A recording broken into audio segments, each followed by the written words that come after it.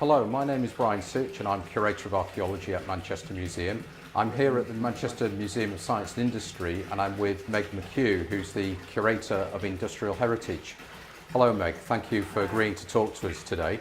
We're standing in front of a rather ingenious device that's periodically flushing. Can you tell us what it is and how it works? What is it designed to do? Yeah, well this is part of a Victorian toilet. And it's called a tippler toilet, or some people know them as slop closets. What this section that we're actually looking at is part of the toilet that would have been actually under the ground. So the toilet seat and bowl would have been above, and then this would have been under the ground. And what it actually does, it's quite ingenious, is the tipping device that's at the back of this section would fill up with wastewater from the kitchen sink. So it was a way of recycling kitchen wastewater. But it would only flush the toilet when it was full with wastewater from the kitchen sink. So we'll just let that happen. So unlike what we can see here, which is a continual flow of water, it would only be filling up if someone was draining a kitchen sink. Now the problem with that is that it doesn't flush when you use the toilet, it flushes when you use the kitchen sink. So what a lot of families would do is either leave the kitchen tap running at a very slow trickle so that the flush was working all the time, or that they would just blast water into it so it filled it up after they'd used the toilet. Understandably for them, because they didn't want their toilet waste hanging around without being flushed away. But what this caused a problem for corporations, because it meant that people were wasting water. One of the things that happened in Manchester was that the corporation here tried to ban the use of these toilets because they were so concerned that the working class population was going to waste a lot of water. And this was in a time when water was by no means how we consider it today. It was still a very precious resource and a very expensive resource as well. And so the council were rightly worried in some ways. These kinds of toilets were only really used in South Lancashire and West Yorkshire, so it's a very regional thing. And as you can tell from the materials that we use, it's just an earthenware material. It's very cheap to make, it's very cheap to install.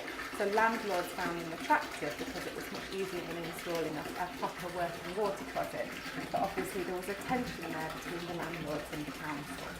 I think I've read somewhere that it's the kind of toilet that you tend to find in lower quality housing, indeed housing that may have become slum housing later on into the 20th century. Yeah. I've become aware of some tipper toilets over at York that were excavated a few years ago by the York Archaeological Trust, and they were still in use up to about the 1920s or 1930s. Yeah, definitely. They were associated with slum housing. And I've heard about toilets in use as late as the 1980s in Lancashire. Probably not as the main toilet, but maybe as the outside one. They're often shared toilets as well. It was when toilets, not every house had its own toilet. So they're associated with sort of quite poor quality housing and often slum conditions. So definitely not a glamorous toilet to have in your house. It's ironic that something that was intended to be a water-saving device actually ended up being a water wasteful device. Yeah. I mean, in many ways, this is the kind of technology that we're trying to go back to now with our grey water recycling toilet, which is exactly the same principle that you reuse water that's once been used in the sink. But obviously with this kind of toilet, there was no filtering and it's quite a crude device. So everything that went down the kitchen sink would end up in that tipper. And we all know that more things go down the kitchen sink than just water. And so one of the problems with these toilets, and one of the reasons why the use was discontinued, was that the pipes could get clogged up with grease and debris that was going down the kitchen sink. And they could become very unhygienic in other ways, not just because they weren't flushing constantly, but because the pipes were so blocked and unhealthy.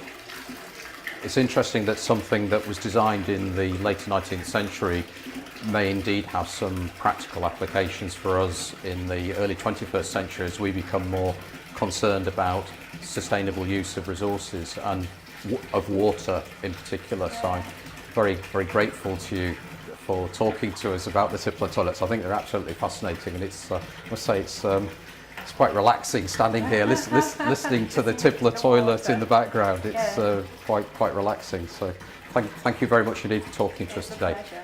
Thanks. Thanks.